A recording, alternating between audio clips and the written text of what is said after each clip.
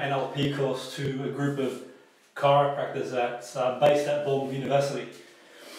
I was doing NLP to them and some hypnosis, and during one of the breaks, one of the students came up to me and talked about pain relief, my methods of pain relief. And I talked about what I did as a general overview for pain relief clients that I'd see. I use things like distractions. So for example, you know when you've got a sore tooth and you watch a TV program and you don't notice a sore tooth, or if you go for a walk and you have a pebble in your shoe and you don't notice it until you take it off. Or some sports people sometimes where they get an injury and they play for adrenaline. So I use various methods of absorption for pain relief and distraction, a bit like when you're talking on the phone to someone and someone knocks on the door and you open the door and you go back to the phone and forget what you were saying before. And I talked about as an overview, and there's videos about it. Anyway, to cut a long story short, I said before I treat anyone for pain, what I would do first of all is make sure that they went to see a medical person, me not being a medical person, just to make sure there's nothing else to take in consideration. I'm not saying there would be, yet it's worth considering that. The reason being is that before I treated someone and I suggested that they consider the same safeguarding, or I don't know what their safeguarding procedure was, but certainly for me, and he said, why would you do that for? I said, well, let's say you're treating someone as a chiropractor, me not being a chiropractor, but let's say that they were treating someone as a chiropractor. I took someone on who had pain in their back, and what would you do 6 months later? It turned out to be a tumour in their back. Then what do you do then? So, I'm all for helping people and so on and so forth. So I certainly said to him, well, the way I see the world, in my mind, I would certainly, someone who approached me for pain relief, I would certainly recommend that before we proceeded with anything, to go away and see and get it checked out, because we know pain can be many underlying issues, and pain is generally that sort of knocking off the door. It's telling us something, and that's not to say if someone goes away and it is some underlying condition we can't help them manage it.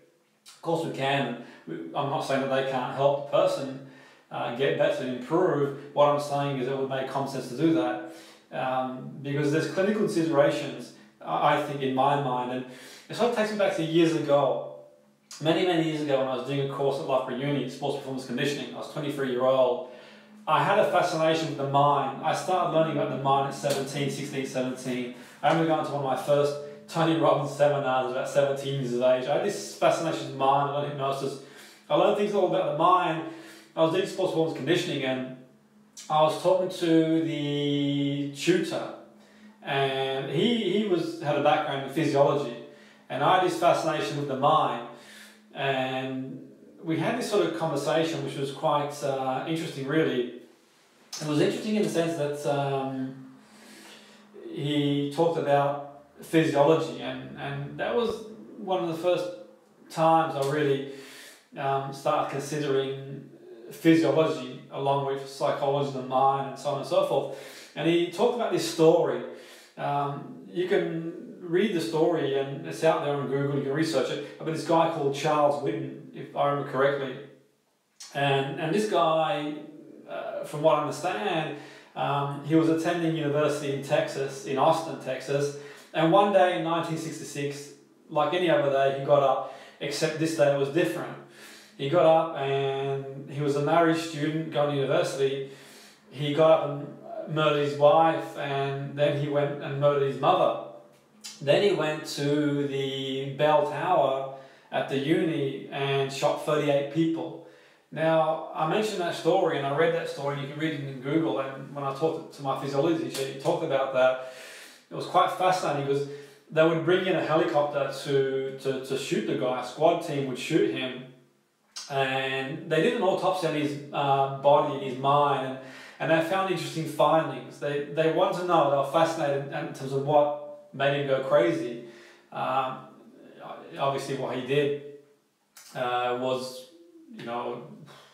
shocking really when you think about it. But apparently he had been going to a health centre for months. That's what the story says. He'd been seeing a counsellor because he was having increasing anger issues. He was finding it more and more difficult to control his anger. From my understanding, they found a tumour growing in the amygdaloid nucleus of his limbic system. The tumour that was growing there had the exact same effects that rabies, the rabies virus.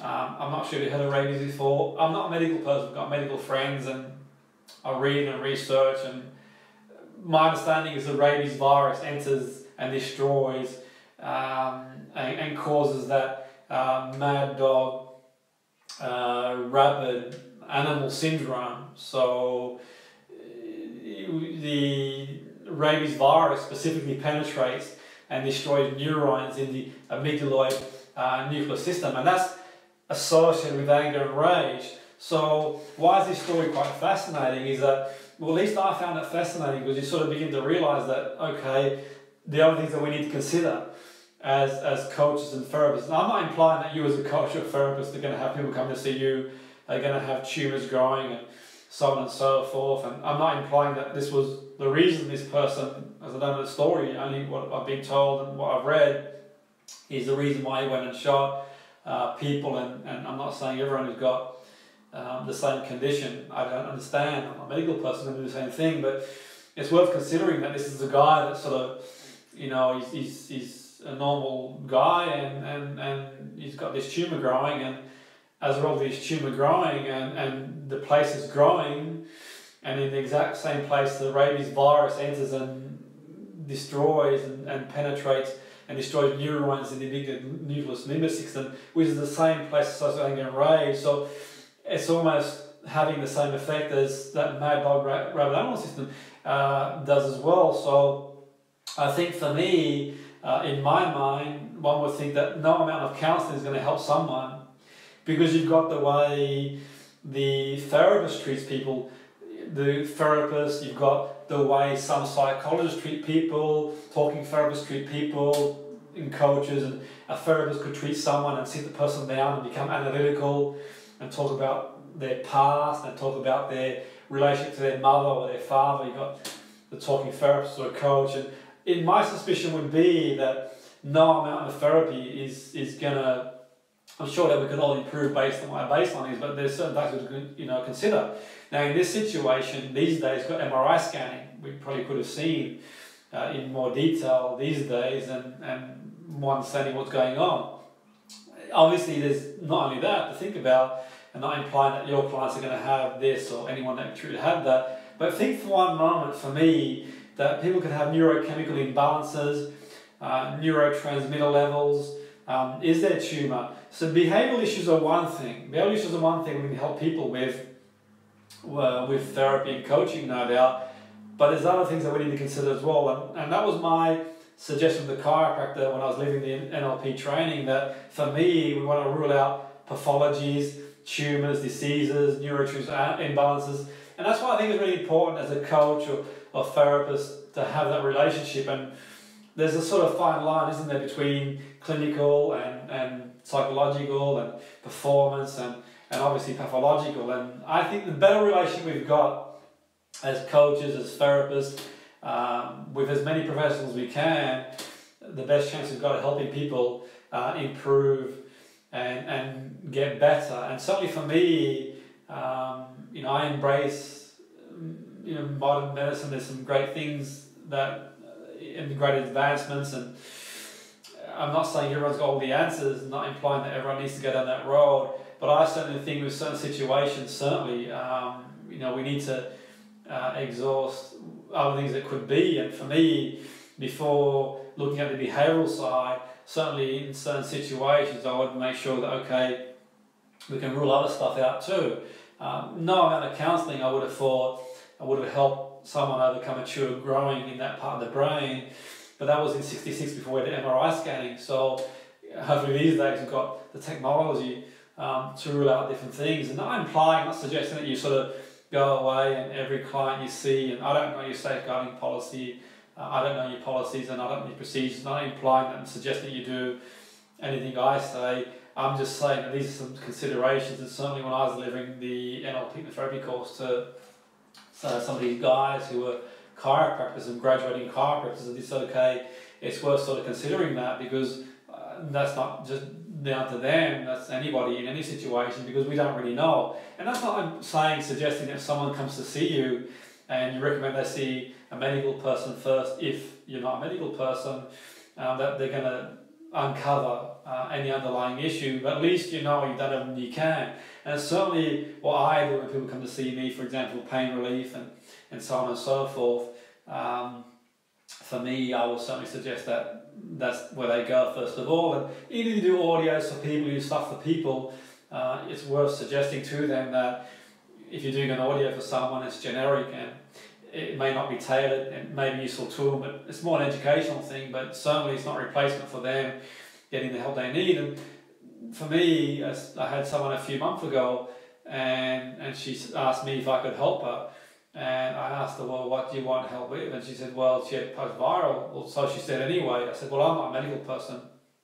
I can't help you with that. But she said that, can you do something with me for relaxation? I said, I can do that. All I would suggest that you do before we do anything is speak to the GP first, if you haven't really done so. And she goes, she hadn't spoke to the GP, and I said, well, I recommend you do that and go through the proper channels and maybe speak to medical people and say whether what they suggest in working with me to do meditations and relaxation. She says, why would you do that for? I said, well, I don't know.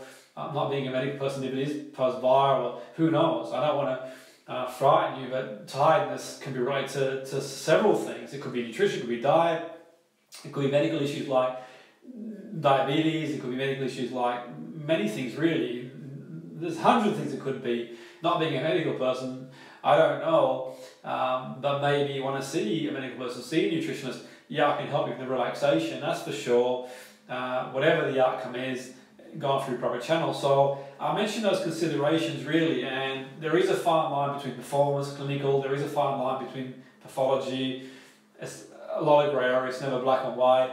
I don't know your safeguarding policy, and I suppose nothing is going to be 100% no matter what we do. Yet for me, the better relationships you've got with people across a broad range of areas, the better it is for everybody. And I think it's really important to put the client needs and them first. Like no doubt you do if you are a coach or a therapist or you're intending on that road.